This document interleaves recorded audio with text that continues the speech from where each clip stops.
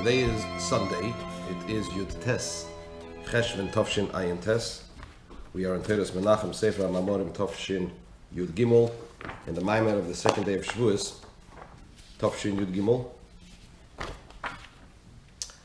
We are on page Kuf Ayin Gimel, at the very top, the first line, at the full stop, Dehine. We are discussing here the idea.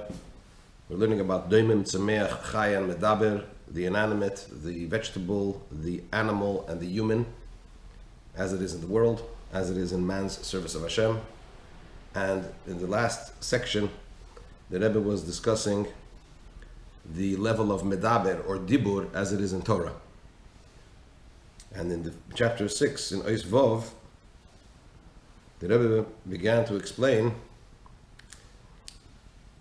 the Maimar Chazal, the saying of the sages in Sanhedrin, tractate Sanhedrin, that whoever occupies himself with Torah, in Torah, for the sake of studying Torah, for its proper intention, with the proper intent, then he brings peace, he makes peace in the heavenly entourage and in the earthly entourage.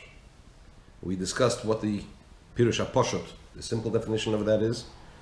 Over here the Rebbe is explaining this according to Hasidic interpretation, that the heavenly entourage is a reference to the realm of Atzilus, and the earthly entourage is a reference to the realms of Biyah. The difference being that the realm of Atzilus is still in the domain of the creator, whereas the realms of Biyah are generally categorized in the same category as the realm of the created. And both of those need to have peace made in those realms.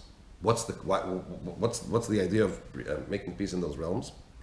So the Rebbe begins to explain this, and he says as follows: the Hinich Siv, it says in the pasuk, in the verse in Bereishis, that when Hashem wanted to create man, he said, Naase Adam, let us make man, Bitzalmeinu Kidmusenu.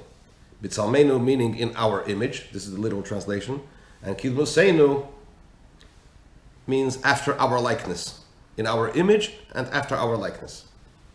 What is the difference in the deeper sense between Bitzalmeinu and Kidmusenu, between Tzelem and Mus? They're obviously referring to two different aspects. Bitzalmeinu, says the Rebbe, hu Atzilus. Bitzalmeinu is a reference to the realm of Atzilus. V'Kidmusenu hu Biyah. And after our likeness, that is in the realms of Bri Yitzir Asiyah. Right? Meaning to say that whatever there is above in godliness, so in other words, godliness as it is in Atzilus is referred to as Tzelem. Godliness as it is in the realms of Biyah is referred to as Dmus. Right? Ubishneim tzarich la'asas shalom. And in both of these, in the realm of Atzilus, there's a need for making peace. And in the realms of Biyah, there's a need for making peace. What is the idea of making peace? What's the discord that exists there?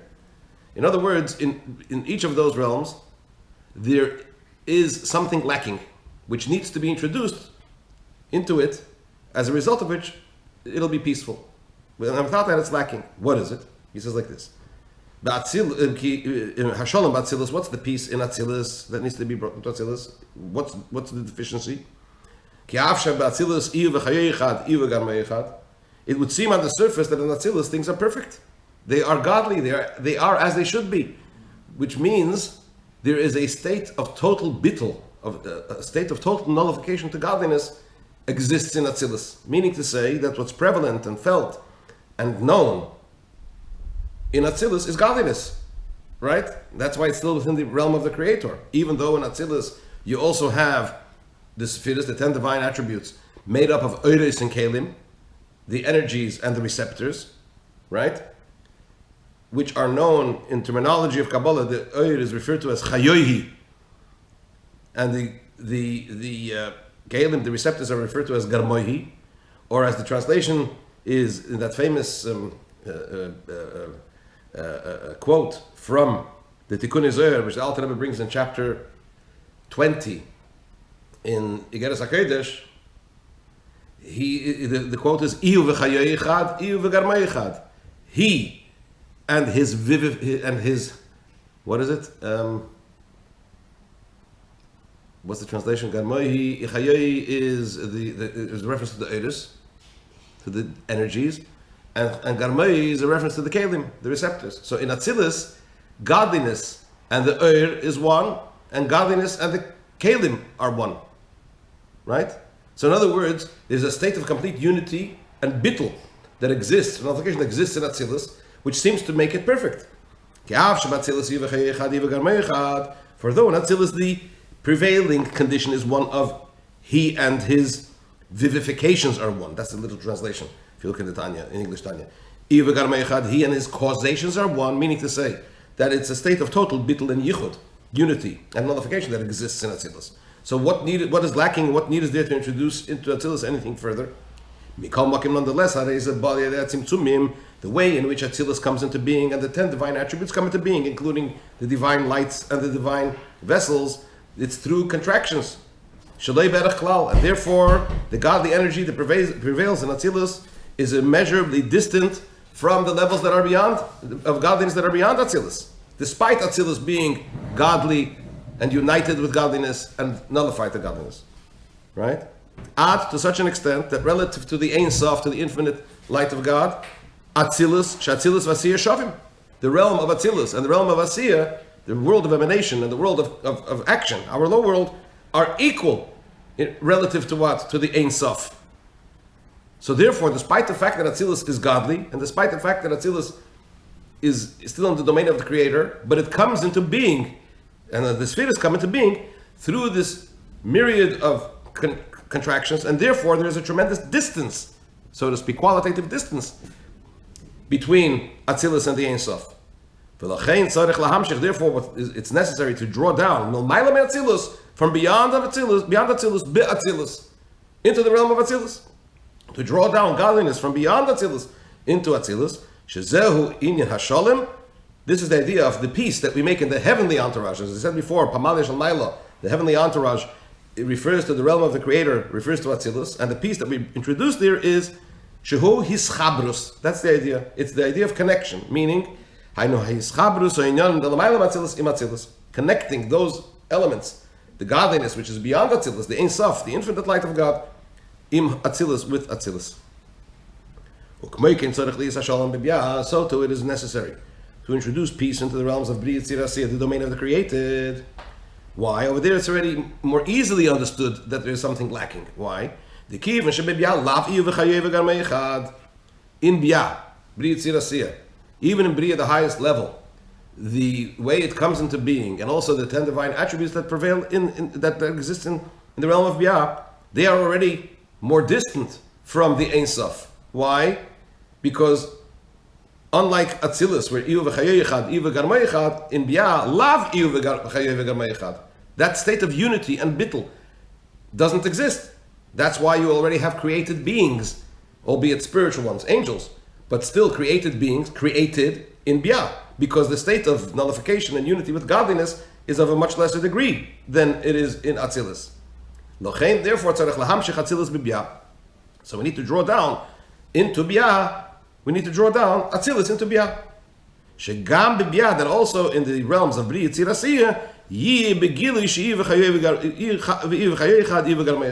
that even in the realm of Bri Yitzir Asiyah, what should prevail there is a state of he and his vivifications are one, he and his causations are one, meaning to say the bittul and the unity, the nullification and the unity that exists in Atzilus, the bittul to Ein Sof and the unity with Ein Sof that exists in Atzilus, that should be drawn down into Bia.